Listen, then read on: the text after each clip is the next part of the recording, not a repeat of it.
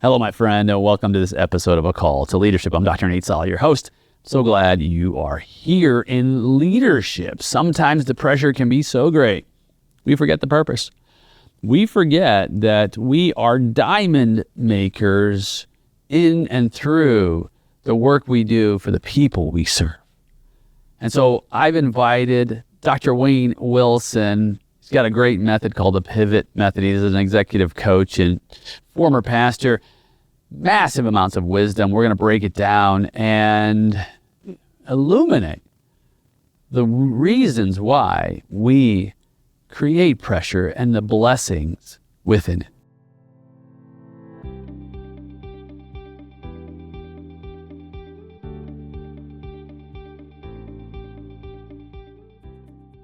Dr. Wayne, so good to see you, man. Thanks for being here. And you, sir. Very good. We spend a lot of time with leaders, and in that space, there's leaders who are listening today, and they struggle, they face challenges in their day, every day, like the rest of us do.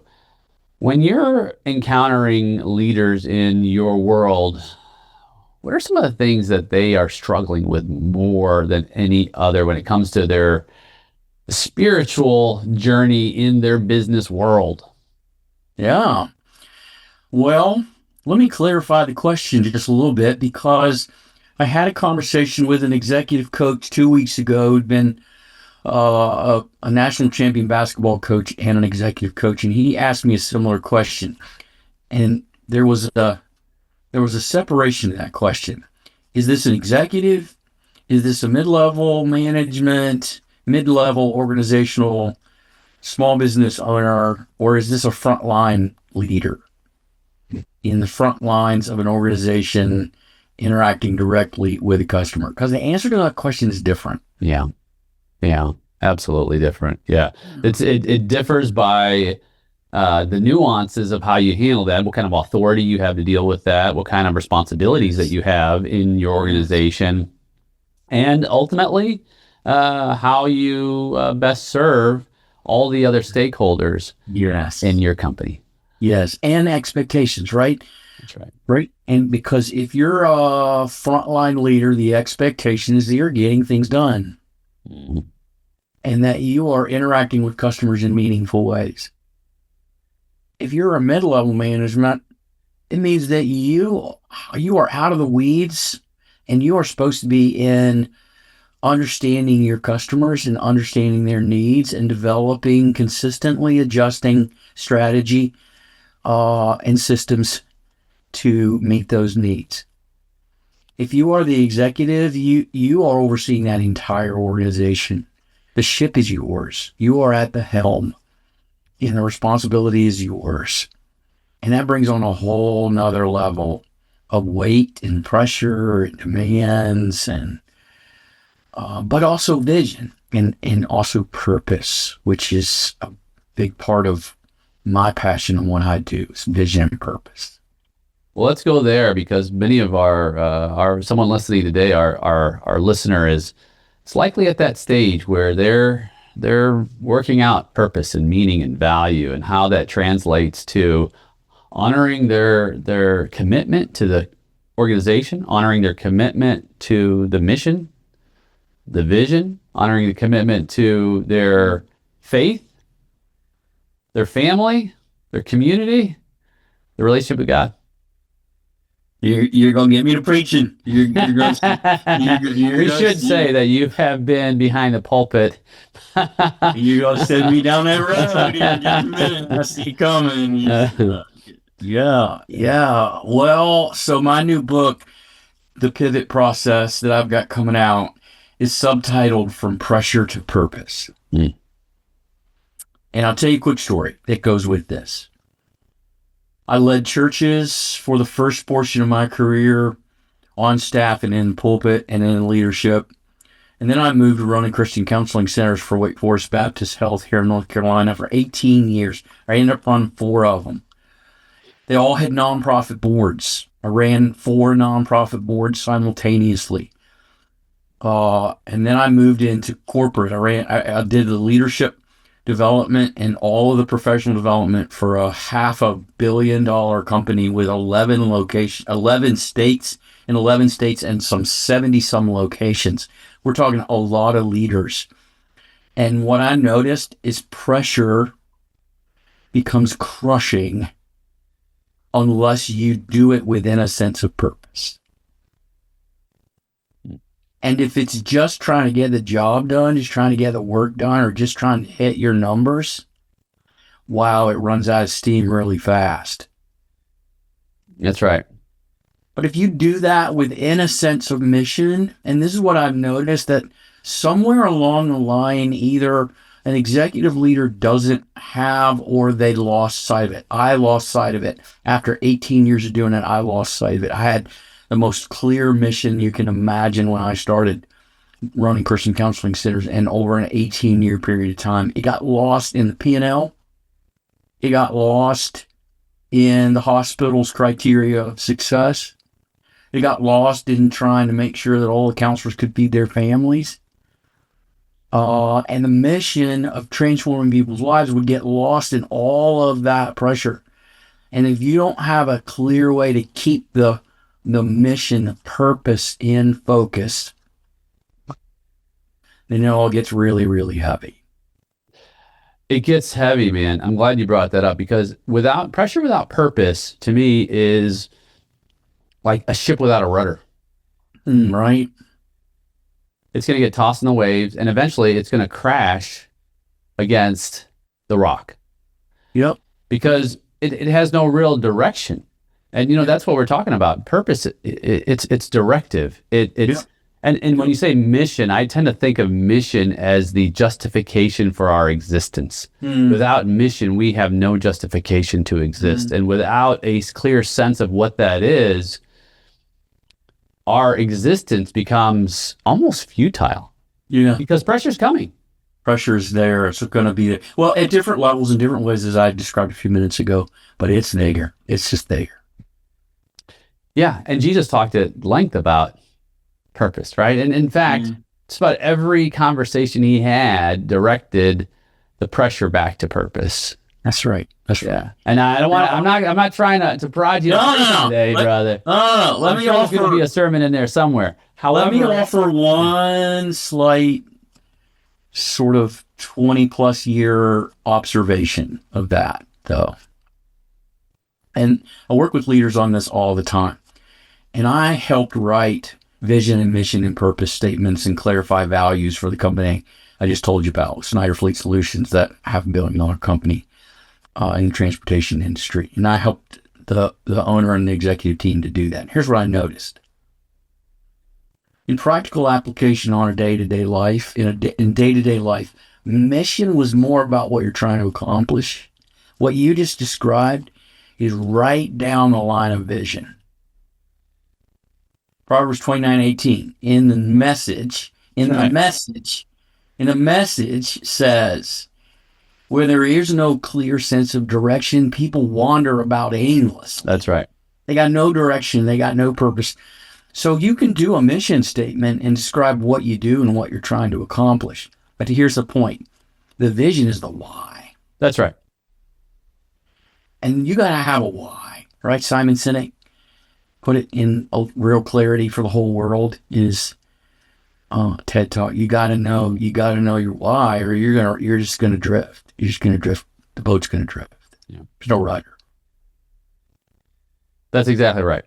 And so for an organizational leader, like a founder, I tend to look at this idea of vision and mission. I'm glad we're talking about it. We don't talk about it a whole lot on the program, and of course how it lays into our values. I love Proverbs 29:18. It's such a clear directive, if you will, and what's going to happen. Of course, in I think maybe the NIV, I'm not sure which version. Of course, it gets really dicey. Right? Without vision, what happens to the people? They perish. Right? It's a big deal. It's the big deal.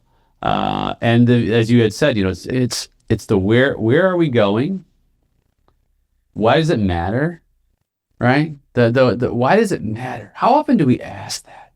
Like, I'm not talking about the one and done. I'm talking about daily.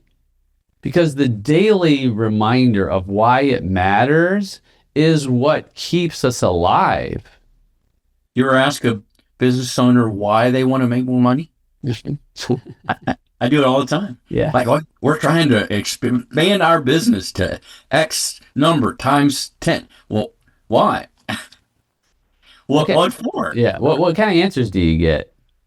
Well, first of all, what's really interesting, Nate, is the most common response I get is I won't do it on your podcast because it's really uncomfortable, but a really long pause. Yeah. And the sort of innate statement in that is, oh, not what we're supposed to do. Isn't that the goal? Isn't that the purpose? No. Why does your organization and business need more revenue, more customers? Why? And then it becomes a really challenging question, because then there's a fork in the road. And this is where I've planted a flag in my executive coaching business and really focused on helping business leaders create a people-first culture. I'm a culture crafter. I have built my business around helping executive leaders design the culture that's the foundation to all of their strategy. Mm-hmm. It's the foundation of the house. And what I love to help them do is build people-first cultures, because when they pause and they think about it, there's a fork in the road. And the next response to that question is it either goes in the direction of me as the owner and why I want more money, or me and the stakeholders and why the stakeholders, private sharing, private equity, whoever the owners are, want or need more money, or it goes in the direction of the impact it has on their people. I was in a organization 3 weeks ago. They had a TV up on the wall. They give equity. They do equity to their employees. They give equity to their employees. They were running stories of what their employees had done with the money and how it had impacted their lives. Whoa. Whoa. There's a why. Mm-hmm. There's a purpose. Is that they were growing as an organization in order to impact their own employees' lives in incredibly meaningful ways. And the stories were amazing. Investment in their children's education, paid off their homes, invested and built legacy for their children is amazing. But it was a clear sense of purpose. It was on the wall. It's painted on the wall. It was on the TV screen. The executives was the first thing they talked about is our executives matter. It matters to our executives because XYZ. It was clear. It's absolutely clear. I'm so glad you brought that up. And you talk about the different aspects of how we describe vision and mission. And you and I have been in this space a long, long time. I can't probably have lost track of all the scholars and researchers that have attempted to define these constructs, and whether it's a lofty future goal, whether it's a tangible future goal, whether it has some level of investment in our people or different aspects of it. The money piece, I think what you drill down to and you force these leaders to evaluate, one of the things is they realize, oh, wait a minute, it's a tool. It's a resource. It's a resource that is utilized to help us achieve our purpose, our why. It's not in and of itself a why. Now, some people might argue, no. No, yeah. It's a why. They do. Absolutely they do. Absolutely. However, when you ask enough why questions, as you know, right, you get to the root of the usage of that resource, like all resources in an organization. Mm-hmm. And of course, money. I used to teach years ago. I taught a business policy course, and I'd say the two most important words in the lifeblood of your business on a day-to-day basis in terms of funding it are cash and flow. And if you don't have either of them, right, you're out of business. Right. So that naturally, of course, most business owners and entrepreneurs and people will go directly to the money question. And I'm glad you brought that up, because it's essential. It's necessary. And it's even as leaders in faith environments too. And I've said this on the show before, and you know this very well. Money is not the root of evil. It's the love of money. It's the root of all kinds of evil. Right. Yeah. Yeah. Money is. I missed that little phrase for a long time. Is that right? Really?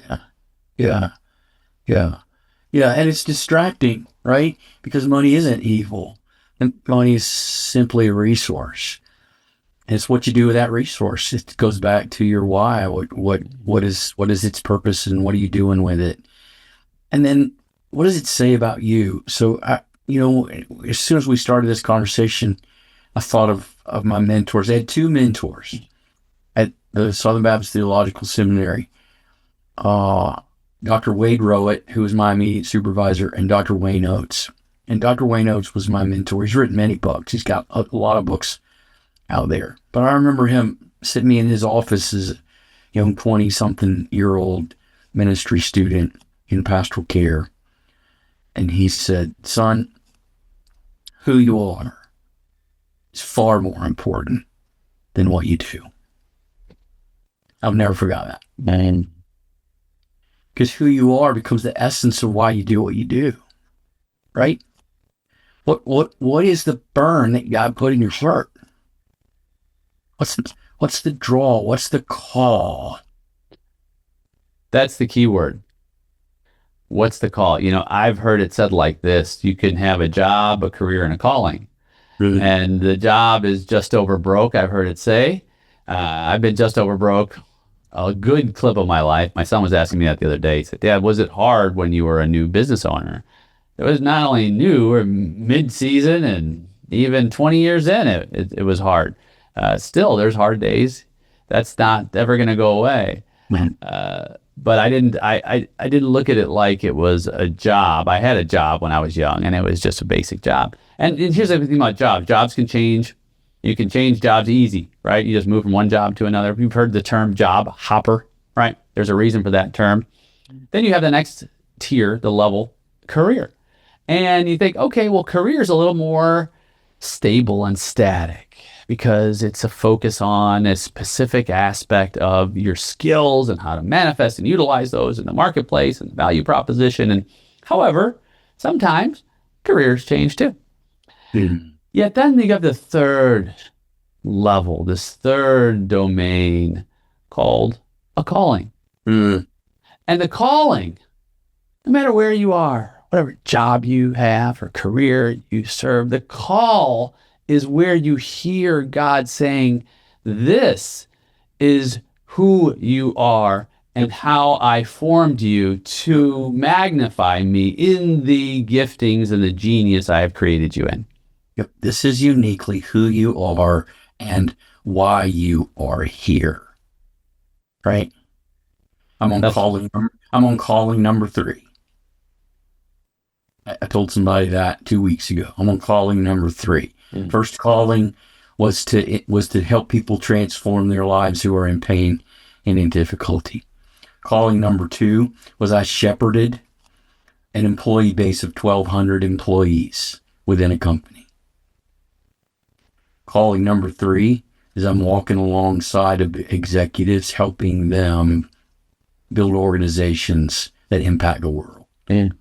Calling number 3. Yeah. And within that calling, if you think about the journey for all of us, you think about what we're all called to do on a broader scale, right? Mm-hmm. We're all called to love God, to love people, right? The law and the prophets. Pretty simple, isn't it? Come on. Pretty simple. Pretty Not simple. complicated. Not complicated, right? 4 words. Hey friend, it's your friend, Dr. Nate Sala, and I want to personally invite you to something that's been on my heart for a long time. On October 3rd in St. Louis, we're gathering a room full of faith-driven leaders, entrepreneurs, professionals, lifelong learners at our inaugural G3 Summit. It's not just another business event. It's a sacred space where we lay down the pressure, the performance, the pursuit of empty success. We step into a calling that's aligned with God's best for us. I believe you were created to lead with purpose, to give from overflow. Go love radically in your home, your business, and your community. That's what G3 is all about. Grow purposefully, give generously, go love radically. If you've been longing for deeper meaning in your leadership, if you're ready to consecrate your influence to something eternal, this summit was designed just for you. You can visit us at mygg3summit.com. Reserve your spot today, and I cannot wait to see you there. I was asked that actually about 3 weeks ago, and I was on a road trip with some guys, and we got on the subject of talking about purpose, and say what is your deepest purpose in life, and what is it that you hope to accomplish in life? I said, oh, that's easy. That's easy. It's 4 words. Same words I just told you, Dr. Wayne. Love God, love people, and they were a little perplexed because then I said, what about you? I'm like, I don't know. And it's like when there's a clarity, this is where I'm going. When there's a clarity of that calling, and perhaps that's on a broader scale, and then the next question is, okay, Lord, how is this going to be manifested in various areas of wherever you are calling me? For example, for you, different areas of nonprofit, for-profit, marketplace, leadership, right? It's different areas. Except I think at the very foundational level, the base level, let's get that part right. Let's get that part ironed out, because then when we can have conversations with perhaps business leaders who also ascribe to these faith components, if they have some trouble understanding what that money is going to fund, well, in this case, you've identified it very well. You've said, hey, it funds these lives so that we love people with this equity, that they can live lives that are fruitful and that have purpose and that benefit them and their families and their loved ones and society as a whole. And I think that, to me, is refreshing, because sometimes, Wayne, not everybody has a very clear idea of where they're called in the moment. And they may have started with one, but it gets lost along the line, right? I mean, you take what you said a few minutes ago about just owning small business on a day-to-day basis, and now take that and have thousands of people's lives who you're responsible for, and huge amounts of assets and equity that you're responsible for, and put it all on the line every day in the decisions that you make, change and impact all of that. And if you're not clear on who and why, then it gets real empty. Yeah. At some point, right? It's the common word in the Great Commission is love. That's right. Right? And so it's if you lose the sense of connection of who you're in it for and what you're in it for. The old phrase, it's lonely at the top. You ain't seen nothing if you lose that connection. Yeah. And that connection, the simplicity of it, speaking of love, I love going back to 1 Corinthians, of course, 13, 4-8. Just about everybody I've met knows a little bit of that set of verses and said, oh yeah, I heard it at a wedding, or it was in my vows. I heard someone say that recently. Yep. And the interesting thing about that, you and I work with leaders, and we too ourselves are leaders. The word love in 1 Corinthians 13, 4-8, you can actually interchange it with the word leadership.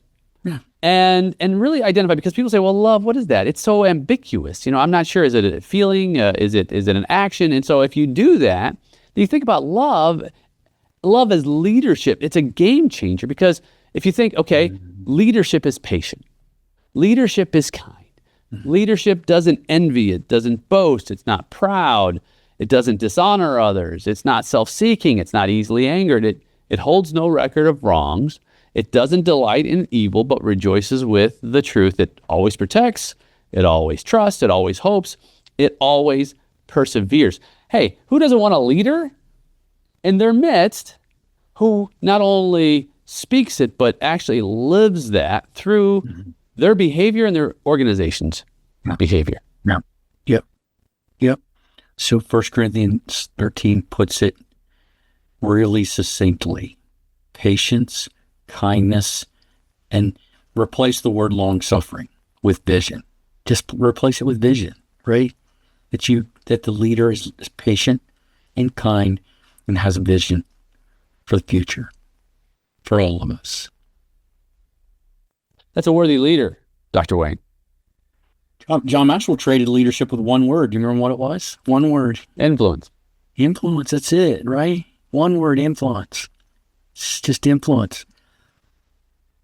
So it's the privilege, the power, and the calling to influence other people.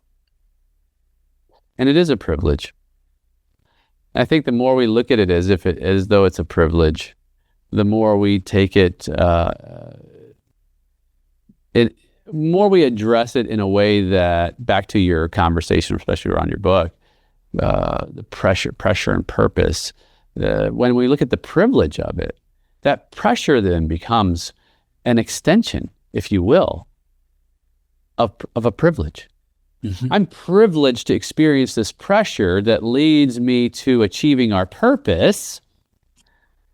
That's a good thing. And why is that a good thing? In some ways, because pressure refines. Mm-hmm. Indeed. Absolutely. Right. Absolutely. Yeah. Sharpens, makes clearer, focuses. In the context of coal to diamonds, it even transforms. That's right. Pressure transforms. And so that transformation only has meaning and value when that diamond has value. You see? Mm-hmm. That diamond has to have importance. Mm-hmm. That purpose of that pressure and that transformation. Why? Because now I have something of utmost value through that pressure. Mm-hmm. And I have to recognize how to use that value. And so this whole conversation around it is really like, okay, these diamonds that are being created through the pressure, what are we going to use them for? Well, and where's the value come from? Yeah. Where's the value come from? Maple. What is the value of a diamond? What is the true value of a diamond? Nothing. In and of itself, nothing. It's really hard rock. It's a rock. Where's the value come from? People give it value. That's right. Yeah. It's a clear rock. Doesn't really actually, if you think about it, it's not necessarily a pretty rock. It's just mostly, of course, there's different shades. If you're for the diamond aficionados in the community, but it's not. No, there's not much to look at. It looks like a piece of glass. Yeah. Yeah. So would it be fair to say to your listeners that the value of your leadership is in those that you lead? It's not in your balance sheet. Your balance sheet is there for a purpose. It's a tool. It's a blood pressure monitor. It's a health monitor. But the true value comes from those that you serve. And that's customers, other stakeholders, other owners, and the people who make it happen every single day. That's right. That's right. That's I'm glad we got to that place, because that's a critical junction in the conversation around how we assess our value as leaders by the lives who are impacted by our decisions. Yeah, every day. Yep. How are the people in my organization enriched, empowered, and better based on the decisions that I make. And that said, the practical application of that then is, let's get sober. Let's get lovingly sober about the decisions upon us, the weight of the decisions. It doesn't have to be a heavy burden. It simply must be something that we shepherd with discernment, with care, and with a sense of anticipation, because really vision in and of itself, I believe we can agree to this, has a connotation of a better future state. In other words, no one wants to go to a worse future state. Right. That's part of the essence of desirability and attractiveness of vision, is that somehow, some way, through a collective effort, that a shared purpose of the future looks better than the current context. Yeah. So let me bring this back to where we were a minute ago, right? So bring the sobering thought back to this. These three things remain beyond everything else. Love, we already talked about. The other two have to do with a vision of a better future. You first have hope in it, and then you chase it. Faith, right? Faith is hope with legs on it. So the love already exists. You're doing it for other people and yourself and the benefit of all. And then you got a better future in sight, and then you're chasing it. It just doesn't get any better than that. That's worth waking up to every day, folks. That makes the pressure purpose. And it perfects the diamonds in and through our work. It makes the diamonds. It does make the diamonds. Yeah. Yeah. What if we encourage your leaders to think of themselves as diamond makers? That might just be the title of this episode, brother. All right then.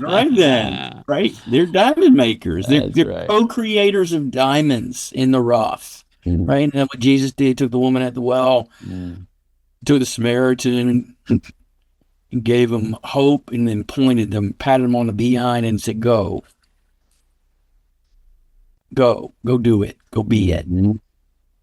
Go make that happen.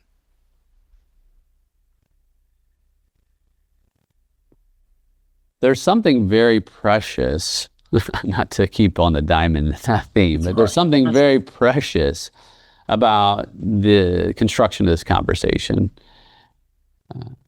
Because as we're illuminating the story, it's really a story. Right? This is a story of life, story in the day of a life of folks in business. It's a story that we participate in, and sometimes, as you know, and oftentimes, that story can seem arduous and sometimes fruitless, and sometimes, as you had mentioned earlier, cloudy, without a clear understanding of meaning, of value, of purpose. And what our conversation today brings to light is that it doesn't have to be that way. It does not have to be that way. It does not have to be that way. That theme runs deep. I'm telling the story in the book of after a distinct call to what I was called to do, and at it for 18 years and had built it. At 50, I burned completely out because I lost the call, lost the purpose. And it was all about what was on the day-to-day weeds, the survival of it in the day-to-day weeds. And it loses all its flavor. It loses all of its saltiness. Yeah. It loses all its saltiness when it happens. Right? And then I had to find another calling. I had to find calling number 2. And as long as you have the foundation of God's call, okay, Lord, how is the next chapter, the next season of this wonderful story you're writing in and through me to glorify you and your grander story? I've heard us called as supporting cast members in God's grander story. Right? Yeah. How does it manifest my love for you and manifest my love for people? How does that happen wherever I am? Someone listening may be in a transitional phase of life. Hey, I just saw. I guarantee it. Absolutely guarantee it. Absolutely guarantee it. Well, let me take you back to a dual purpose. Okay. My business is called Pivot Coaching and Consulting. Pivot came in my pivot. Pivot was my pivot at 50 from being called to pastoral care and counseling to a call to executive leadership coaching and professional development within organizations. That call carried with it a process. Pivot is also a process. P, pause in the present. Take stock of the present. I, internalize. How does this fit with your values? How does this fit with who God called you to be? How does this fit with what's most important to you?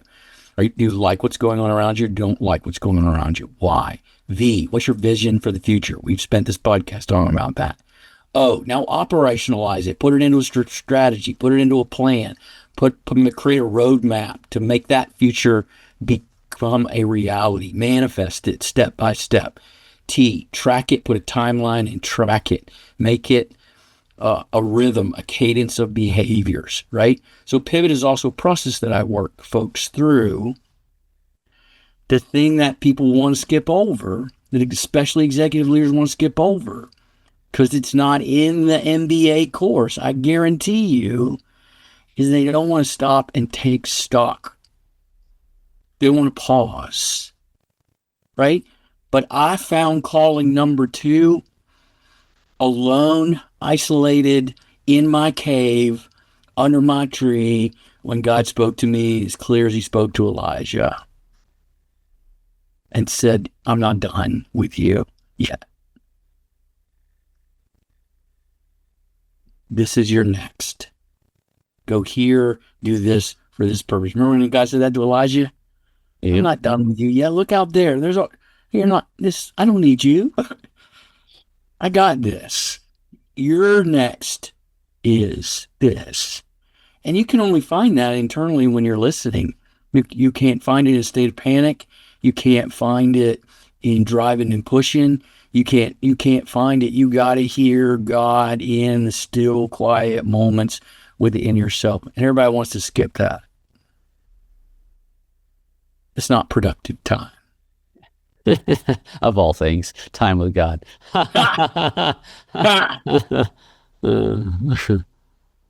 Be still. Be still and know that I am Lord. Right. But that if someone's in a transition, it's not going to whack you upside the head. You're going to find it inside, remembering what made you tick.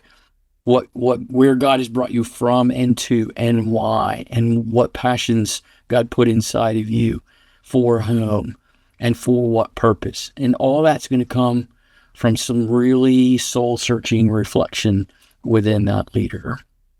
Yeah. Soul-searching reflection is something that we miss so often because we don't think it is productive or conducive. It is the elixir. It's the breath of water that gives us new life when we simply just allow God to speak in and through His Word, the quiet moments, as so many of us don't allow in our lives because lives are so busy. There's so many distractions and so many things competing for our attention, and to intentionally say this time, this moment, the space is held to consecrate, not to condemn, for God's healing to begin to manifest in me. That is a precious time that we all need. So let me challenge your listeners. Can I challenge your listeners as a coach? Yes. All right. So friends, if you were the enemy and you knew that the creator of the universe had created human beings in their likeness, and it is in the still quiet moments of being still in which human beings find their deepest connection with the creator of the universe, what would be your number one objective if you were the enemy? Facebook, LinkedIn, TV, CNN, ESPN. We're going to distract the living daylights out of them so they can't hear from the creator of the universe anymore.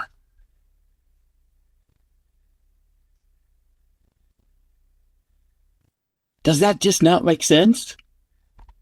So clear, man. So get off by yourself and listen. Yes. Pray, meditate, listen, ask for the next vision. Ask God, we brought this company here. What do you want to do with it next? Who do you want to impact next? We've achieved this level of success. That's been great. I've got some financial gain from that. My people got some financial gain from that. What's next? And listen. Amen, brother. I told you I was going to preach. I couldn't help it. You couldn't help it. Hey, and that's all right, because it was perfect timing as we round out our time together. There's one final question I have for you, Dr. Wayne, as we wrap up, and I want you to think about the end of the journey on this side of heaven for you, if you will, that great summit, and you're at the top, and you see all of these diamonds that have been transformed through God's use of you and your callings. There's one thing that you would like those diamonds to have said about Wayne Wilson. They say it all the time. Let's hear it. I'm blessed and honored to hear it on a regular basis. The week that I left Snyder Fleet Solutions, I counted them 57 text messages. They all said the same thing. You're going to make me cry, Dr. Nate. You're going to make me cry. They all said the same thing. Thank you. Thank you. That's it. Just thank you. That's influence. It's all about impact and influence. And you meet them on the other side of the curtain, and it's just a love fest. It's just... Amen, brother. Right? It's just a deep sense of connection and appreciation and gratitude, which is the definition of love, by the way.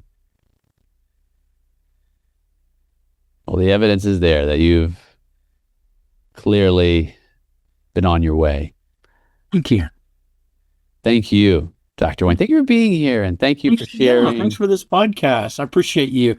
So one of my missions in life is to dissolve the border between secular and sacred, and you're doing that. Mm-hmm. And so thank you for dissolving the border between sacred and secular. I appreciate that. Amen. We did it again. Thank you so much for being a part of our program. We thank you, and we couldn't do it without you. If you've been blessed by this show, we would just ask that you give us an unfiltered review and share with the world how God is speaking to you through a call to leadership. You can do it on Apple or any of the podcast platforms, a call to leadership. And we thank you again. God bless you.